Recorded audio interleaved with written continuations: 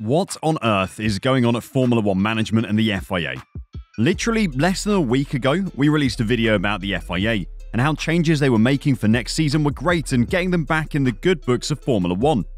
Now though, they're to it in a public shouting match about who has the right to do what.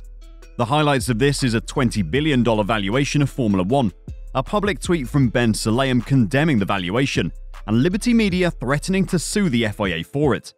Want to know what the F is going on? Then stick around for the rest of the video. If that intro confused you, then don't worry. We've been following the story as it unfolded and we're still kind of confused about what is happening, but we'll try our best to lay it all out and give an opinion at the end. The place to start is probably with the $20 billion valuation that triggered the whole event. A story by Bloomberg last week suggested that Saudi Arabia's sovereign wealth fund had been interested in purchasing F1 from current owner Liberty Media for a $20 billion price tag, but the proposal was rejected.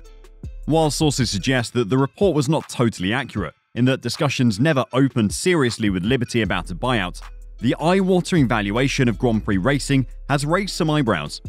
With Liberty Media having originally purchased F1 for $4.4 billion in 2017, a $20 billion price tag would suggest it secured an incredible payback on its investment.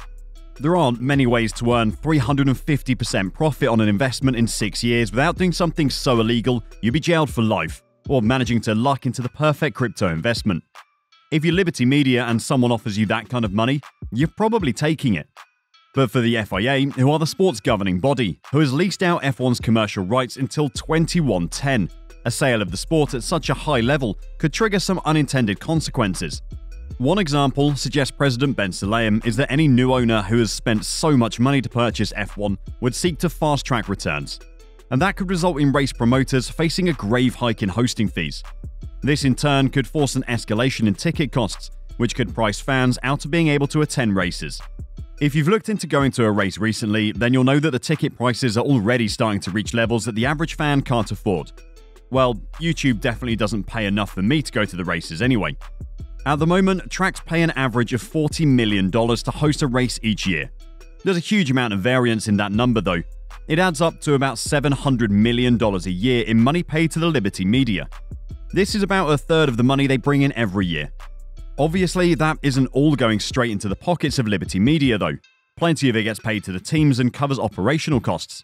What I'm trying to say is that recouping the $20 billion investment will take years to begin with, before Saudi Arabia's sovereign wealth fund even starts to make a profit. For them, if they can speed up that process, that's great. In a post on Twitter on Monday, Ben Sulayem voiced his concerns about the implications of such a big money buyout. As the custodians of motorsport, the FIA, as a non-profit organisation, is cautious about alleged inflated price tags of $20 billion being put on F1, he said. Any potential buyer is advised to apply common sense, consider the greater good of the sport, and come with a clear, sustainable plan, not just a lot of money. It is our duty to consider what the future impact will be for promoters in terms of increased hosting fees and other commercial costs, and any adverse impact that it could have on the fans. The $20 billion valuation never seemed to be serious as Saudi Arabia's sovereign wealth fund hadn't had any real discussions with Liberty Media yet. So the whole thing was already based on a rumour. Obviously, from this tweet, Ben Sulayem was not happy about the valuation and what it could mean for the sport. It certainly sounds like he has F1's best interests in mind, so that's good, I guess. Liberty Media didn't seem to share that opinion, though. As the owners of Formula One, a $20 billion valuation of their assets is excellent. Having the governing body of that asset call that valuation ridiculous is a bad thing, though. I'll explain why. Imagine you have a car that you're trying to sell. You put the advert up for $20,000 and someone comes around to have a look at the car. While they're there, your partner, who is a mechanic, gets home and learns that you put it up for sale for $20,000. They say in front of the potential buyer that that valuation is completely insane and there's no way it's worth that much. That buyer isn't going to agree to pay $20,000 anymore. Maybe they offer $15,000 instead. That is what's happening with the FIA being the mechanic and Liberty Media being the owner of the car, and the Saudis being the potential buyer. You'd be absolutely fuming at your partner because they just cost you $5,000. Well, Ben Sulayem's tweet could theoretically cost Liberty Media $5 billion. That's a crap ton of money. So it shouldn't be too surprising that F1 and owner Liberty Media sent a letter to the FIA saying the remarks overstep the bounds of both the FIA's remit and its contractual rights. It added that the FIA may be liable for any damages to Liberty's value. That's a threat to sue them for the theoretical $5 billion we just described. This really is no joking matter. The letter, sent on Tuesday, is co-authored by F1's Chief Legal Officer Sasha Woodward-Hill and Rennie Wilm, who performs the same role for F1's owner Liberty Media. F1 holds the commercial rights to the category under a 100-year lease agreement signed by the FIA at the start of this century. US group Liberty Media bought F1 in 2017. The letter states that under the 100-year contract, F1 has the exclusive rights to exploit the commercial rights in the FIA F1 World Championship. It adds, the FIA has given unequivocal undertakings that it will not do anything to prejudice the ownership and/or exploitation of those rights. Ben Sulayem's tweet clearly does this. It says Ben Sulayem's remarks, made from the FIA president's official social media account, interfere with our rights in an unacceptable manner. The letter continues, in the circumstances in which the FIA would have any role in a change of control of the F1 group are very limited. Any suggestion or implication to the contrary, or that any potential purchaser of the F1 business is required to consult with the FIA is wrong. The letter adds that any commenting on the value of a listed entity, especially claiming or implying possession of inside knowledge while doing so, risks causing substantial damage to the shareholders and investors of that entity, not to mention potential exposure to serious regulatory consequences. To the degree that these comments damage the value of Liberty Media Corporation, the FIA may be liable as a result. It concludes that F1 and Liberty hope and trust it will not be necessary to address this issue again. We shouldn't really have to remind you at this point that the relationship between F1 and the FIA is already strained, but so far nothing has actually crossed the line. This statement from him very clearly has, though. The fact F1 felt the need to intervene so formally, in direct response to the FIA president's remarks, and warning that it is hoped it will not be necessary to address this issue again, is significant.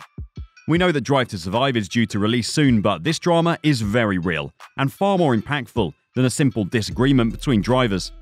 Ben Sulayem only has himself to blame for this escalating so quickly as well. He didn't need to address this publicly. He could have spoken to Liberty Media and F1 behind the scenes, as is normally done, to establish if there was substance to the claims before trying to get involved. As fans, you, like us, are probably more worried about what this means for the sport in a real sense. Personally, I couldn't care less if Liberty Media got $5 billion less than they wanted for Formula One. The first effect would be that on racegoers. Like we said, a purchase of Formula One for tens of billions of dollars will force the buying party to find additional revenue streams, or increase the ones they currently have, such as raising the price to host races. That means the tickets are more expensive. It also means we could see a big shake-up in the tracks hosting races. Currently, the Arabian Peninsula hosts 4 of the 23 races on the calendar, including the season opener in Bahrain and the final race in Abu Dhabi. If the company managing Formula One were to increase the price of hosting races, we could see classic races like Spa in Brazil priced out of the sport, to be replaced by people willing to pay the price set, whatever that may be. If that happens, then expect to see many more Arabian and American races on the calendar. The sport being used for sports washing by Arabian states will also be a moral issue for many as well, but that's been ongoing for years now anyway. That doesn't make it right though. This fresh argument, that's being described as open warfare by some people, could lead to the split between Formula One and the FIA finally happening, which would mean a complete rewrite of the sport's rulebook. It would likely lead to the death of the feeder series as well. The driving licenses required by all drivers would no longer matter, so anyone could drive in F1 again. The consequences are too long to list, but you get the idea. So while you probably don't care about arguments over billion-dollar valuations, you should care about the knock-on effects. What's your opinion on all of this? Let us know in the comments down below, and on your way down, don't forget to subscribe in preparation for the 2023 season. Until next time, drive safe and bye for now.